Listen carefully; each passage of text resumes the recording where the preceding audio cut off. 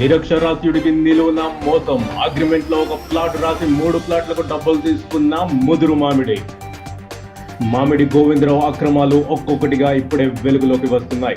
రణస్థలం మండలం మెంటాడ వద్ద గల 17 ఎకరాల రియల్ ఎస్టేట్ వెంచర్లో మోసపోయిన బాధితులు మీడియా ముందుకు వస్తున్నారు. తన చేత 3 ప్లాట్లకు 30,000 రూపాయలు అగ్రిమెంట్ కట్టించుకుని అగ్రిమెంట్లో మాత్రం ఒక్క ప్లాట్కే తాను అగ్రిమెంట్ కట్టినట్లు నిరక్షరాస్యుడైన తనకు రాయించి ఇచ్చారని మెళియాపుట్టికి చెందిన బోను చంద్రశేఖర్ అనే దినసరి కూలి తన ఆవేదనను వ్యక్తం చేశారు. 30,000 రూపాయలు అగ్రిమెంట్ డబ్బుతో పాటు నెలసరి వాయిదాల క్రింద 16 నెలల పాటు 45,000 రూపాయలు కట్టానని అన్నాడు.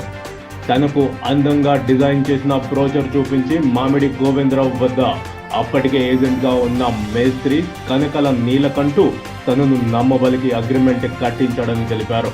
తీరా అక్కడికి వెళ్లి చూస్తే భూమి ఉన్నప్పటికీ భూమి కింద భాగంలో ఇసుక ఉందని వివరించాడు. తాను కూలివాడినని, పిల్లల భవిష్యత్తు కోసం రెక్కలు ముక్కలు చేసి సంపాదించిన డబ్బు గోవిందరావుకు ఇచ్చానని, ఇసుక భూమి అంటగట్టి తన కష్టాన్ని దోచుకోవడం అన్యాయమని ప్రశ్నిస్తే తనకు దిక్కున్న చోట చెప్పుకోమన్నారని బాధపడ్డారు.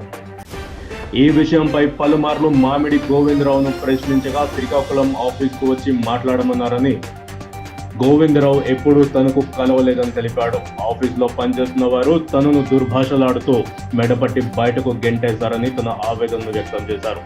ఇప్పటికైనా మామిడి గోవిందరావు తనకు న్యాయం చేయాలని, రావాల్సిన డబ్బు తనకిచ్చి తన పిల్లల భవిష్యత్ కోసం తను కష్టపడిన డబ్బును తనకు అందజేయాలని మీడియా ముఖంగా తను ఆవేదన వ్యక్తం చేశారు.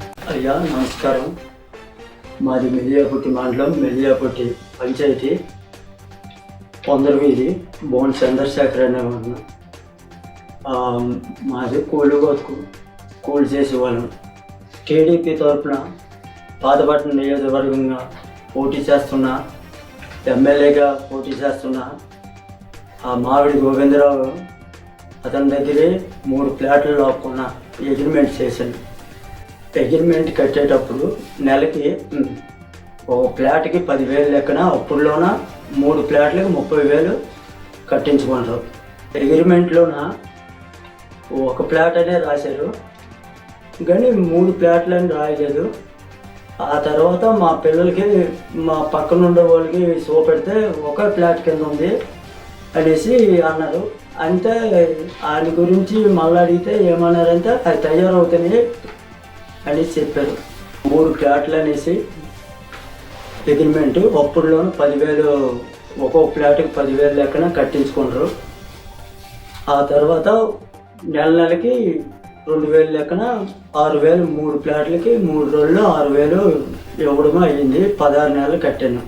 ఇలాగే నెలకి 2,000, 3,000, 4,000 లెక్కన ఇలాగ 16 నెలలు కట్టాను. కట్టిన తర్వాత మొత్తం కలిపి 75,000 అయింది. అది ఎక్కడ సోటు అని సోపెట్టమన్నాను. సోపెట్టమని తర్వాత ఆ సోపెట్టారు మెంటాడ అనే గ్రామంలో. ఆ గ్రామంకి వెళ్ళి చూసేటప్పటికి మీద మట్టిలో ఉంది, కింద ఇసుక. ఆ ఇసుక ఇదేంటి పనికొద్దురా బాబు అనేసి నాకు అప్పటి నుంచి మరి కట్టడం మానేసాను. కట్టడం మానేసిన తర్వాత ఆ డబ్బులు అడగడానికి వెళ్ళాను. డబ్బులు ఆ ప్లాట్లు వద్దు, నాకు డబ్బులు ఇచ్చాయంటే ఎప్పుడు ఆఫీస్కి రా శ్రీకాకుళము అని మామిడి గోవిందరావు అనేసి శ్రీకాకుళం పిలిచాడు. ఎన్నోసార్లు వెళ్ళేవాడు. నాకు తెలీదు, చదువు రాదు. ఇంకొకటికి తోడుగా పట్టుకెళ్ళాడు. నాడికి ఒక 500 ఖర్చు, నాకు కూలిపోయేది, నాకు ఒక 500 ఖర్చు. ఇన్నిసార్లు 3 సంవత్సరాలు తిరిగాను. తిరిగి కాలు అరిపోయి మరి కూలిపోతుంది, నేను కూలి లేకపోతే నా పిల్లలకి బతికించలేక అలాగా గట్టిగా అడిగేటప్పటికి మెడపట్టి ఆఫీసులో నుండి ఆ సెక్యూరిటీలు మెడపట్టి తోస్తారు. మరి గుండె పేక పట్టుకొని తోచండి. మరి ఇంకేటి చెప్తాం. అప్పుడే వచ్చాం.